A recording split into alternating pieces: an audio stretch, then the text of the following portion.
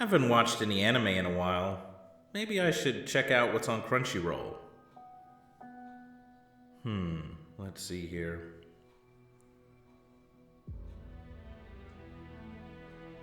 Magia Record? Wait a minute. Magia Record? Is this related to Puella? This is a sequel, a side story. Okay. This could still be good. I don't know that it's gonna be bad. I need to relax. Where's my phone at? Maybe if I look up exactly how they came up with the idea of Magia Record, it could be good, you never know. And okay, no. Oh God. It's based off of a mobile game. Okay. This isn't good. Okay. What do I do now? I don't know what to do. All right. I'm gonna have to just take a dive and see what this is all about.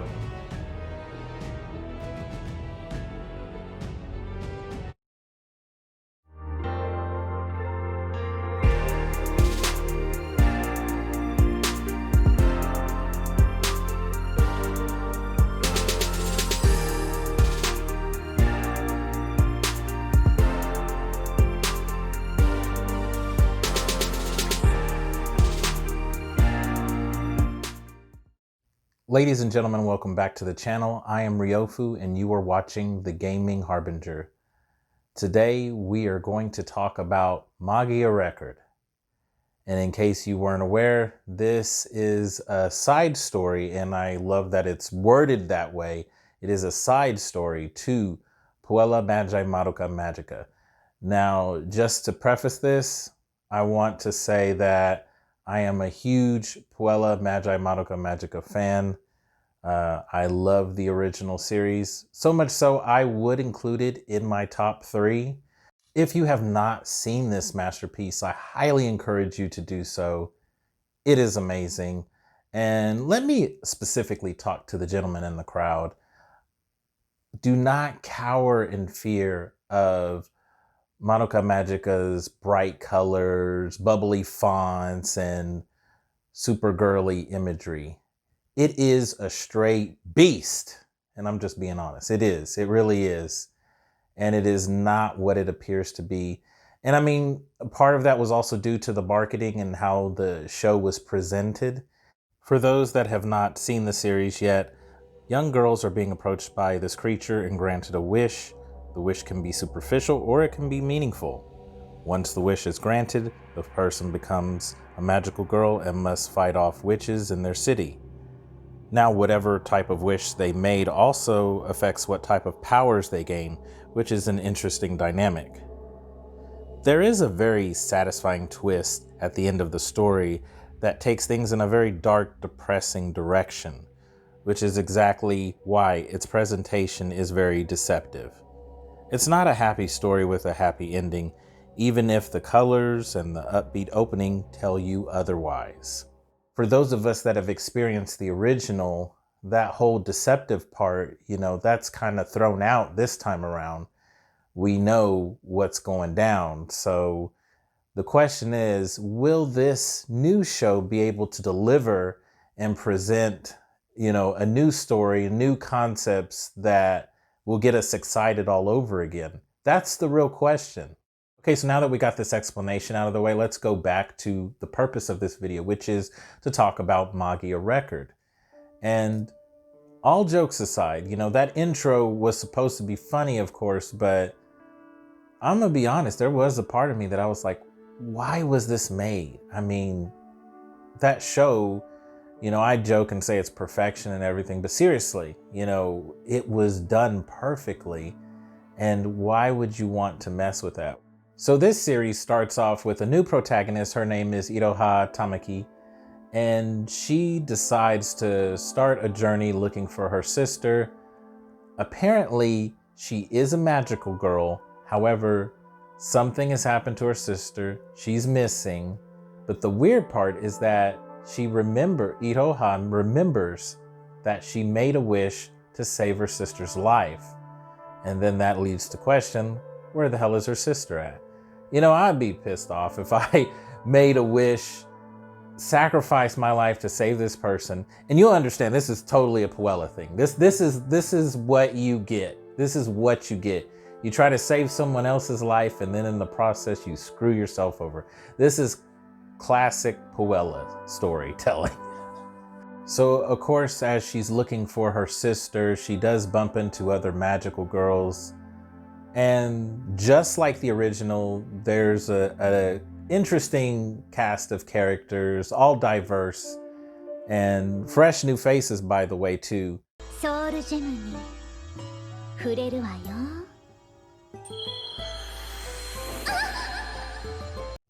Son, I think she enjoyed that a little too much.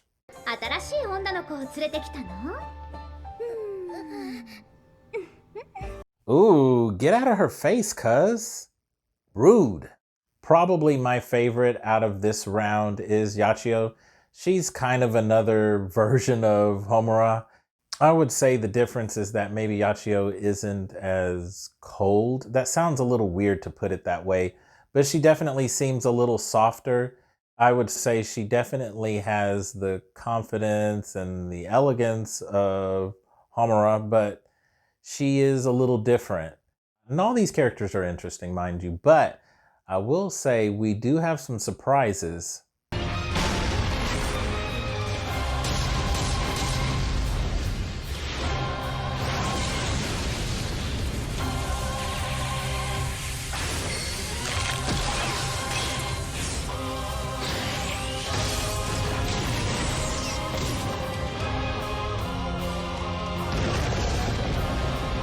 Did you see that? They did my girl justice on that one, boy. They did her good on that one. They did her good. She was holding her own on that.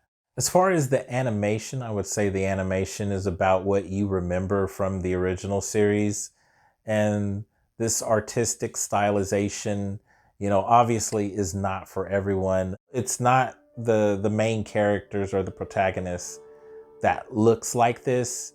So they look like regular anime characters to me, but then when you see the witches and then you see the world that they're in, then it's like everything looks crazy and everything. And to me, that's acceptable. I don't see anything wrong with that, so I don't mind that. Be quiet, bird. I would say as far as the soundtrack, again, I'm gonna sound a little cliche and corny, but the soundtrack is almost as good as the original. The piano solos, all of that stuff sounded really good. So, I mean, there's nothing really negative I have to say about that. Now, okay, I'm gonna just jump right into this right now before I go any further. I know there's some people that are sitting on their hands right now at this very moment, and they are losing their mind because they're like, based off of what we've seen so far, you haven't played the game. You haven't mentioned the game. And first of all, I'm gonna just say, calm down, breathe.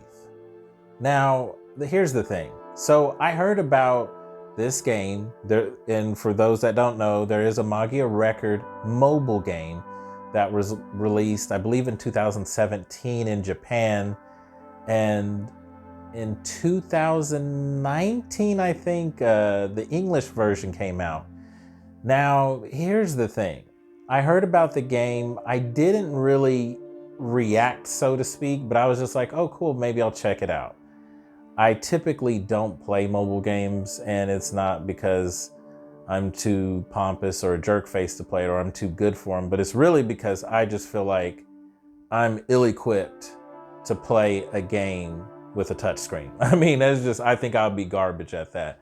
But I would definitely check this out just because I'm such a huge fan. But here's the thing. Around the first week of November, I'm not playing. This is not a joke. I'm not trying to be funny. I go to check out the game. Can't find it.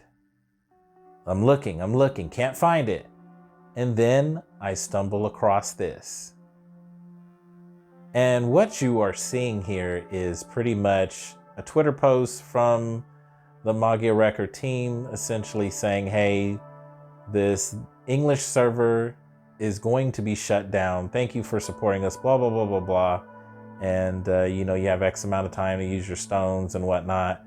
But the thing is, someone like me now, granted, I know it was up for a minute. The game was available for a while in English, but I just want to point out, like, forget about me for a second, but all these people that like were playing on Japanese servers and then they came over to the American servers and then the game gets shut down and they invested so much money into this. If you look through that Twitter feed, they are really pissed off. And I mean, you can't blame them. It's a really unfortunate situation. And actually, you know what? If in the comment section, for those of you that play mobile games regularly, let me know in the comments, like, does this happen often? Because someone like me that doesn't really follow a lot of mobile games, I don't know how, does stuff like this happen often, I guess is what I'm asking, because I really don't know.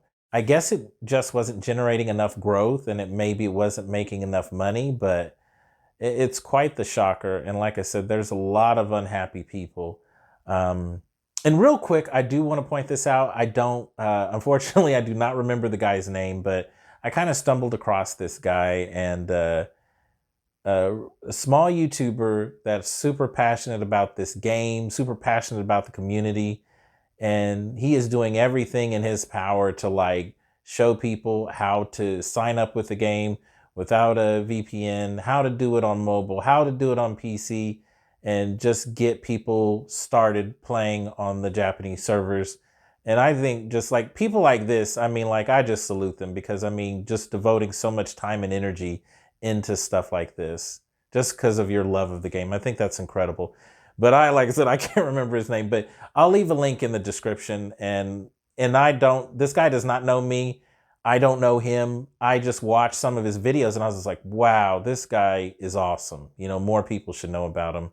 Okay, so real quickly, going back to mentioning the game. So the game is essentially the source material, and there's some people, I would say overall it's been pretty mixed. Some people feel like they tried to condense the story too much. And I mean, it's 13 episodes, so I'm not really shocked or blown away by that.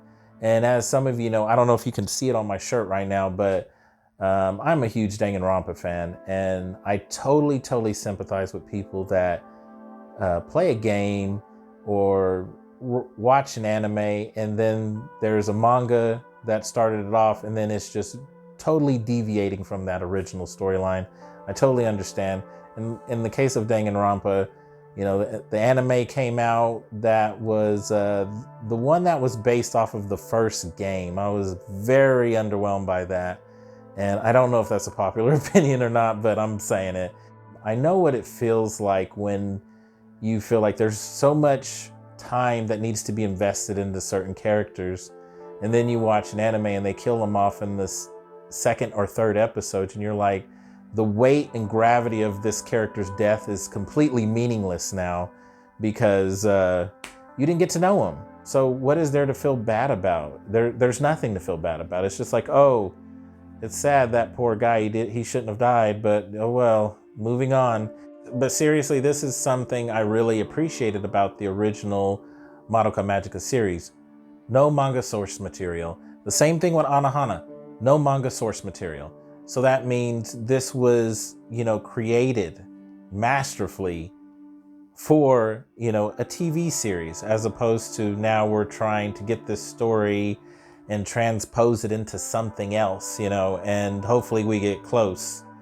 And because, to be honest with you, I also can understand that, you know, however long this mobile game is, however long the main story is and whatnot, you have 13 episodes to get to the point. It's a tall task.